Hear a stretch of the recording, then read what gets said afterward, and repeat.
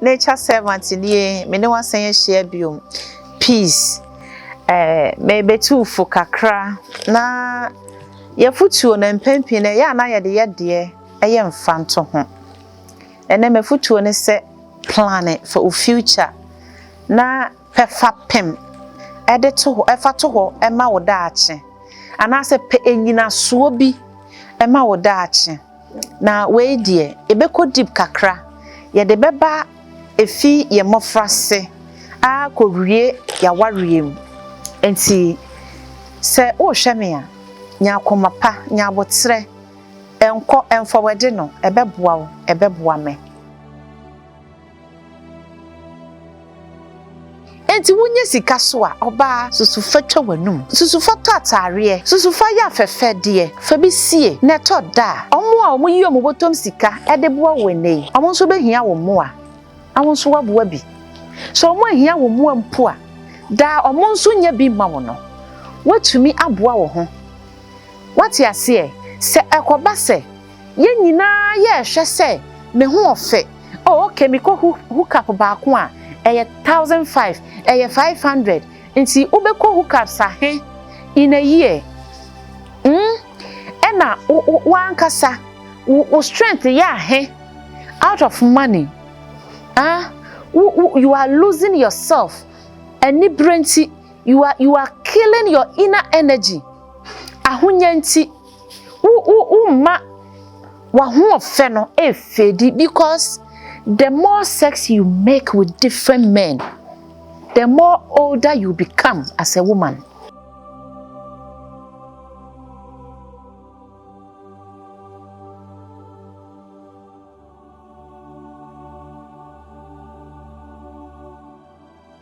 Nature servant nie me ne wasan share biom peace maybe too for kakra na ye futuo na mpempi na ya na ye de eye mfanto ho ene me futuo ne se plan for future na pefa pem ede to ho efa to ho ema wo daache ana se pe enyina so bi ema wo daache na we die ebeko deep kakra ye de beba efi ye mofrase a kowie ya wariem enti se o hweme a nya komapa nya botre enko enfowede no ebeboa wo ebeboa me mesre se wo ye nipa na woni ba wo ho so na ye de uko school na uko school dru ba bi ti se secondary school na wo wi a wadwe mu bie automatically wani beda ho pa na nka wo wie JHS a emema bi anka wo be taa wo no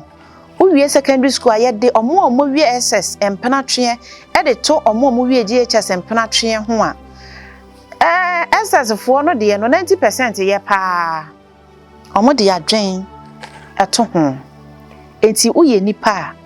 after 18 years plan for future obebeka say nature servant you planning for your future how okay your ba na yedi nkan your ba wo your bema na yedi nkan wakoma we akoma na eti wo mu no program akoma no ene adwen no a ekura wo no nyina se ade achi a medofo betimi ayimi ama ade achi a ye betimi afra me se medofo bi ayeden awu ma ade bi an surprise wo wiase bio esanse ewie we ya yete asie eye filled with mystery anwanwasem nko a de bia na niema esi otibia osi wensoso enti o plane ana o program wa adwen ne se unye shock about story bia biom na onkotie atesem hunu na oye wa adwen na wakoma yie se nia etie bia no sei na mepena oye free ye ka ho asemo ye di watemo ye bo wasomo wetiu ni wadwen say you do not have time for sa eneyama no enti ube plan of future second unye sika na udi a na wajabi nene na baya woto esisi so fefefe wanentu fefefe unufu sisi so fefefe wanim dark spot biya ni ho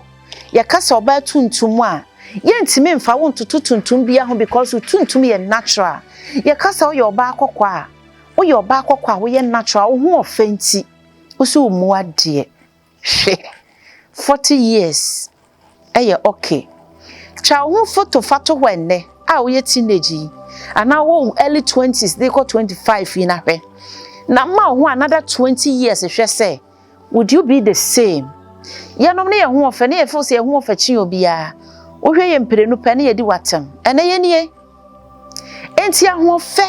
enye permanent enti u ya ade a manipa nya dimpa enka emfa wo ho ne ho ofa pa enso obra ne ho ase enti e woni pa bu tiri mu se sabaya bi ho ofa pa eya na omu ntam mu ade enti ma wa ho ofa ne ho nanso bra wo ho ase plan for your future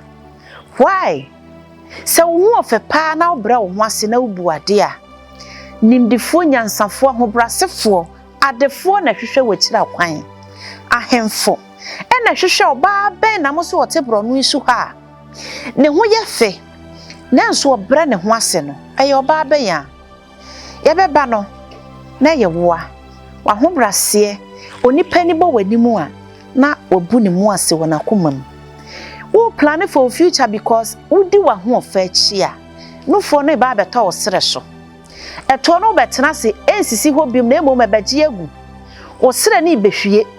wanantu no be start amoamoa wanim no be start wrinkle wo be start cosmetics wo ko penku abemia wanim kakra na eto na nufo na wo ye ho hwie nye yi age ko pentomago na brazier e de som ahofe ne nka ho enti jedin ni enka se maami ya wo koi sister ya wo koi na wuntimi hwe ne mienu na ho brase wo di fine mo frase wode na ho ofe anyi se wo bra wo ho ase na wo ho ofa onyi a eni panhwe o wrinkles biomo omo hwe wa ho brase no ne ye de akata wa ho ofe na e fade ne so ne akase ne ho ofe inwardly ne ho ofe na physically so ne ho ye fe enti wunye sika so a oba susu fatwa wanum susu fatwa atare susu fa ya fefe de fa bi sie ne to da omo a omo yi omo botom sika ede boa wenei omo so behia wo mo a awon so waboa bi so omo ahia wo mo ampo a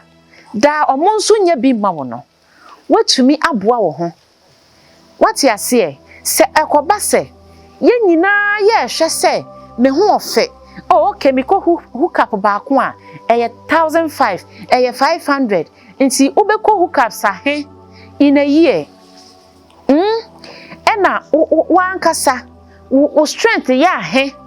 out of money you are losing yourself any brainty you are killing your inner energy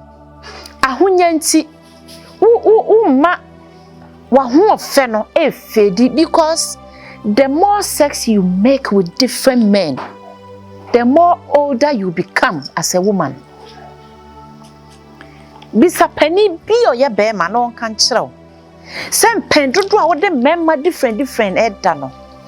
na wo nyini na wo abere wanso na bia na wo 25 wo nyiya na 30 years na fe obi hu a wo suspect say wo be 45 years because chinchim dane peja kukuru ne nia obi abeja wo no eno nkwa akura ya semua na wo inner energy na a glow na ema wa ho ofe pie na ema wo pie ya etimi identify say abawa na ekwei no madum saja no enti na maye empty barrel na feminine program I frame asia na ma dress na me na asia because maye wanted me pe mema e de aye me ho yie bua wo fa sie wati ase bua wo ne ma wo nye ne no wodi bia fa bi sie ahofa ye ni nkaso enka ne no boy bia oni ni hia ye tama na wo 19 years ye kahwe ya wo mfa wo koda na ne photo da wanim no na utimi so wone ho no ena uhia na nsa uhia na afere umpese obi behu se wonim nimpo eno na kire se Plan for your future. There are some men when they come into your life as a woman. Nenya meye wadom na konya be ma titiru bi ware na. Wone be ma ne nama. Ushia be ma na mpese obehu se wonim ni ba bia ada. Ada na ofere. Hwe hu so yi. Na plan ma o future. Sa na mekwa ma be ma nso. Obe ma wo hwe me. Wo sha se a e ma de ye nyinja mmema. Ti be ma obeka se ogina obetimi ase ne bo aka se wanyine na se obe 22 years. Na oba ne wo 19 years nso na oblofo ne so. Enti wo be ma wasi so foforo. Emma ayonko sam emema ayonko sam efa eye dangerous eche ma de me be ka ne enti yete saa emma ye kasa enti na ma ya yonko fa ye dangerous no be ma won kasa but ne yonko be ma kasa obeku no de nsa ebeku ne easy avoid a crowd nipa bebre na yo na wona na fofo mahia obi aduane ye de abesi wona nsa dam ensa obi de no watam obewu ntem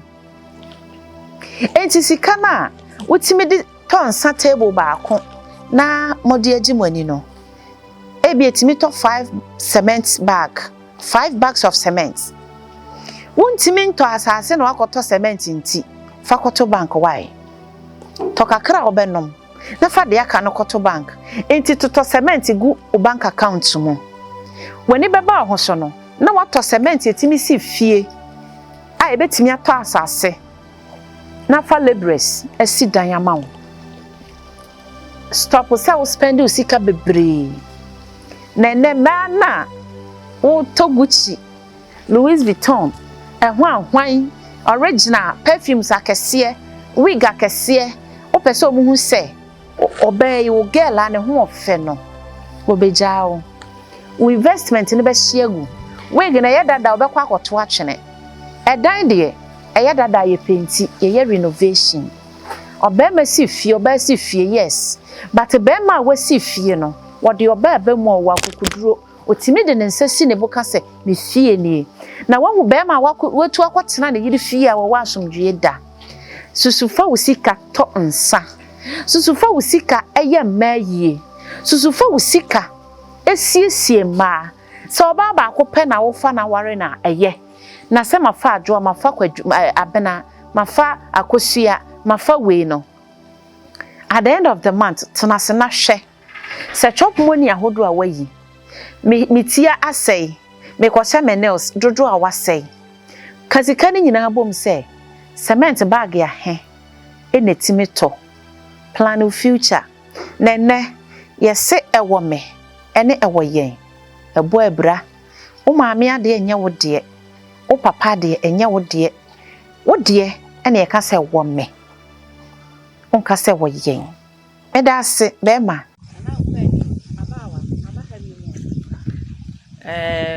enne enwumre mechiachi adofo a mo wo platform no so nyina se muhu ya maami ya na se muhu ya nkasa wa ha ye wo Kumase ye branch na a main branch Kumase no aha bebi ewe eye sere so adeja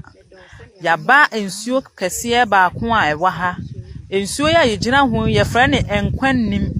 enkwa ennim yenua ba ko atukwan ewa manane na okoduru ho no in fact niema nkoye ma no eninti ote ya maami nka emma odi ahopoporo enne gidie efre ne maame emma ne maame efinkran abeka yensa awa ha anwumre ya na maame tena ase hwehwe emu no wahu se eye yawudie bi a ewo maame ne mu ewo nkwala no ho ene de ohawe ni amane yi aba na kire se ewo se eye hunhun mu adwumanti no yetu anamo ne yeba nsuo kase yi ho ne yeba besre se nya yebe ye no adane yeba yeba bebo amana nadwi no onhu ye mobo no ngina yechi no nta yechi adane yebo na yebebo no ewo se yawudie na ewo maame nim ti yeba besre enu ti yeba besa nsuo ya ye frɛ ne enkwani mu no na ye de akwa ye maame no de adware ama yawudie biara ewo ne mu wo ne ba no ho ama niema nkoyie ma no eniema atoto yi nti yeba besre afre ye nsuo kase yi ho na ya sere ne na ya sabi de akofie na ya de akoma ya maame no mo de adware agina ho ama ne ba no na ya wudie biara hye maame ne mu ama maame ne ba na ogwa kontom ne ma nkoye ma no enema ahyase aye nti monhwe kwan aye fa so se wo kosensuo a ana obi kire wakwankyere se kona kosensuo bi fa bra enye wo kogina nsuo no ho ana wafa wo roba na ade abom na wo sew amammere bi wo ho e wo se wo de tutu kwan e wo se wo sere esanse se wo ho e wo ma wo no ma hyedem a obi ntumi mbebon wura ho mfa ne pe mefa wo ba ne ba ko mfa nko e wo abra on sere kwan wo ho wo de kwa enye yie nti monhwe kwan aye maame fa so na wasere nsuo iso osere no omma ne ho kwan na onsensuo ni bi mfa nko ya ade eno na ye maame te ho a oye no osere nsuo no ode ani die ma no sansa haye ono so ni fie nie nsuo no ne office nie ne dan ni fie ni nti wontumi mfi ba bonten emfa wo pem fa roba mabom se wo sade akwa abra wo sere ne kwan eyesa ne wo de koye na enye nti so obi kira wo se kokko sensuo bi wo baabi fa bra wo koduru ho a eya amammere bi wo ho esese wo je na wama wo ho kwan ema wasa akọ se na ebe ya na wo de koye no so ebe ye na awie mu die eno na ye maame no wadi kan aye no